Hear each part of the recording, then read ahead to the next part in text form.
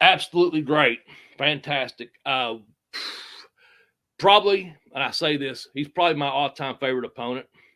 Um, there's a book out by John Coster and John Cosper, and it's about Chris Candido, No Gimmicks Needed. And Johnny Candido, Chris's brother, is in it. And I've spoken to both of them since then. Johnny and I speak quite a bit, but I see John at these shows because he sells a lot of books, being an author, and he's got several wrestling books.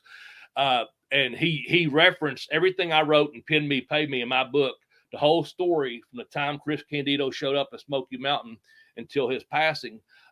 John used my story in his book, and I'm thankful for that because it's word of mouth.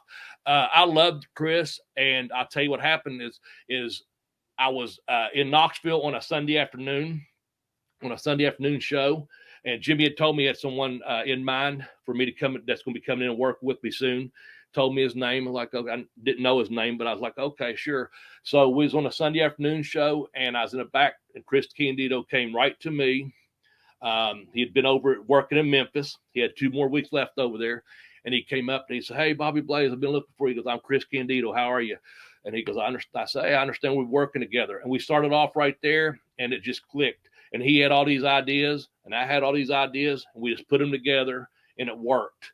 I loved working with him. He was a lot stronger than what people thought he was. Man, that fucker was strong. But he was only about 5'7", 5'8", maybe. So I towered over him, but he was so muscular, and it just worked. And we did a junior heavyweight title, the U.S. junior heavyweight title belt, for several weeks or several months, actually, back and forth. We even had turkey title, tarred and feathered. I mean, Jimmy turned it into a whole program. And Cornette, I remember specifically came in one night, and there were some other guys from WWF at the time, tag teams and this and that, and some guys he's used, and he said, I guess some guys had said something about us doing too much in like 3rd and 4th matches, and Jimmy just said, "Hey, I don't care whatever the fuck they say." He goes, "I want you to go out there and tear the house down and just keep doing that." And so we did it, yes. And I've heard Jimmy on his podcast, which really makes me feel good, because a lot of times, and I listen to his podcast, but a lot of times if someone immediately hit me up and said, "Bobby, Jimmy mentioned you on the podcast," I feel great about that. But he was talking, and someone had called in about Chris, and Jimmy made a reference about people doing crazy spots, high spots, flying. Well, Chris and I used to do this one spot where one of us would drape the other across the rope, and then the next week we reverse it, and I'd come up a high cross body off the top rope, or he'd come slingshot himself, and either or, one of us was flying. But it's just that one thing. We would do one thing over the ropes, boom. Then it would set up for a kick, the person take a bump on the floor, then the flying spot. And I heard Jimmy, and he didn't go in that great detail. What he said was, he goes, "Well, what you got to realize is, you had Bobby and Chris. They were both young. They were both athletic. They loved the business. And they done one big thing, and they did this and they did that. And when it built to a bigger spot, when one of them was flying or doing something like that," he goes, "if they'd have done more than that, I'd have went to them and jerked them out of matches." He goes, "But they took it right to where it still made sense." Because we wasn't doing it every fucking 5 minutes or every 2 minutes or whatever. We were doing a spot that meant something. So when it's time for me to launch myself off the top rope and him catch me, or whatever, it meant something. And the same with him. I remember one night, Chris, he came at me and he come flying. I had to reach up and pull him back on me because he was overshooting me, way overshooting me. I had to pull him back down on me to take the cross body. Like, oh, man. But, yeah, he was very talented. It was a pleasure being in the ring with Chris. Outside the ring at that time, he was, I was going to say he's married. He's with Tammy, but, they were together a lot. So, I mean, when I was over in Knoxville, I ate at their house several times. At that time, I had recently got married. So we had a lot, we went to several cities. We went up to, Sabu had a show in Detroit, went up there for a couple of days. Jimmy gave us a couple of days to go up there with our program, and we roomed together, and we're just sitting in the room talking like Robert and I used to. We're just sitting all about the business, talking about we can't wait for our first trip to Japan, because neither one of us had been yet, but we knew, by God, this business is going to get me to Japan. You know, I mean, we just, you know, and he was like me when I was in Tampa. We had the old VHS tapes, and I'd watch this and that from Japan. He was getting the same thing in New Jersey, watching all these tapes and stuff, and having these same kind of ideas. But yeah, and we never, believe it or not, you know, we never partied outside the ring. That was a different time for him than it was for me. And, you know, he wasn't much of a drinker, and I always drank me some beer or whatever, but I never, you know what I'm saying? That was a different part. At that time, we didn't, no bad habits, if you will, you know, at the time. Other maybe than our exes, you know. I don't want to bury anyone, but I remember watching those matches that you had with Candido, and that was the first time ever I saw a power bomb off the top rope. Oh, good recall, man. I've never ever seen that, and when I saw that, I was just blown away because of the athleticism you guys had, and what you guys did made sense. And then all of a sudden, boom! There's this power bomb off the top, and they're going, "Wow, how did Thank you." See, I still wouldn't be able to balance to do that. You know, I know it takes That's not a horseman. I took that 4 nights in a row. And I'll never forget the first night we were in Hazard, Kentucky. We did it during Thanksgiving Thunder Tour. And we had 4 nights in a row lined up. And Chris comes to me in the hallway. He's like, "Bobby, I got this great idea." And I'm like, "Okay, what is it?" So he starts telling about this fucking power bomb off the top rope. And I'm like, "Are you fucking crazy? Are you serious?" He goes, Yeah, I'm serious. I go, "Fuck." I go, "So you want me to take a power bomb?" He goes, Yeah.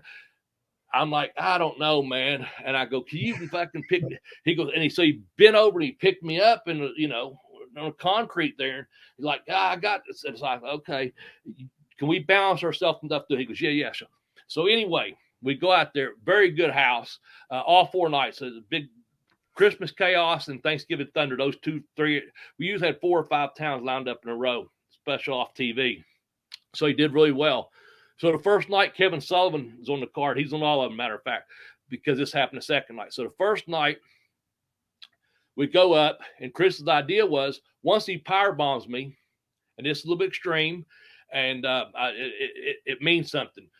I took the power bomb. It fucking crunched every god damn, boom. It just crack, pop, snap, crackle, pop. But then he went back to the top rope again immediately after he power bombed me. And as he jumped off, I drop kicked him in midair. Now that sounds great and it looked fantastic, okay? Might have looked like shit. I don't know. I was there. I think it looked pretty damn good. But here's the idea where I'm going with this power bomb, boom, and then I jump up and drop kick a guy. That doesn't make sense. But in our mind, we're putting this together. Kevin Sullivan comes up to us in the hallway and says, "Hey, listen, my God, the boys in Atlanta, they're going to be going crazy trying to duplicate this." He said, "That was the fucking most insane bump. He's just really putting us over." And he goes, "But here's the thing, Bobby." And I love Kevin. And I see him. I saw him in March earlier this year. Always have something good to say to each other. So, and he's been in my house actually, believe it or not. No, he didn't sleep on a couch, Robert. But anyway, yeah, that's special. That's special for you. But anyway, no. So Kevin says, "This is what I want you to do. When you take that power bomb, Bobby, you're dead. That's it. You lay there. Chris, you get up selling that you gave him the spot, however you land it, whether you set out or you land on your knees. You slowly get up. You go to pick up Bobby. Bobby, be a sack of potatoes. Shoot. Just don't even give him any help. Chris, and once you do it, you look around like, oh, fuck, I've hurt this kid. I've hurt him." And you look concerned. So there's no big jumping up, doing a drop kick and this and that, you know. He goes, "That way it makes sense. Now, excuse me, I go fight Brian Lee in an Asian spike match." So he turns and walks up, and there's Kevin trying to tell us to keep it real, right? He's gonna beat another fucking man with an Asian spike, you know. So we both just start cracking up. But what happens is this, and with all due respect when I tell that story. So what happened is the next day and the next 3 days, when I took the power bomb off the top rope, I just laid there and the fucking place just kept coming and come and watching, because Chris go to grab my trunks, couldn't pick me up, grabbed me around the waist, and I'm dead weight, and he's trying to pick me up, and he drops me, looks around like, oh shit, what am I going to do? You know, until that moment when I do kind of get up and he gets me up, and then I start mounting a comeback. But just those little things, see, you think, oh, and nowadays, of course, you see someone take, I don't know if they fucking take a power bomb, jump up, they do 3 or 4 whirly birds, they do a fuck me in the air while I'm coming down outside the ring. I throw you back in. No sale, here I come again. God damn it, catch me when I hit the concrete floor. Oh, that didn't even fucking hurt. And you know they're paying for it, but it's still, oh, by the way, the finish, roll me up small package, or finish, sunset flip. And you're like, God, what? Are you fucking kidding me? You know, so anyway, yeah, when you do those things, we had a rhyme and a reason to do it. Again, point being that, you know, Jimmy would have reeled us in had we went too far. Yeah. But what we did made sense, and we changed one little glitch in it, because realistically, I shouldn't be jumping up after that. Yeah. I don't know how the fuck I did, to be honest with you. I was just young and healthy and in shape, I guess. But the next 3 nights and afterwards, I knew to lay there, you know. And I've seen people do it a couple of times, and they'll say, oh, this is the first time I ever seen this. This back in shortly after I'd done it. And like, no, motherfucker. Bobby Blaze and Chris Candido did it way before you did, Lance Storm, way before anyone else fucking did this. Don't give me that bullshit. And it was just like Kevin Sullivan said. And within a few weeks, and I knew Brad Armstrong in Atlanta, I knew several other people in Atlanta working, and they was like, God damn, Bobby, how the hell did you do that? I'm never going to do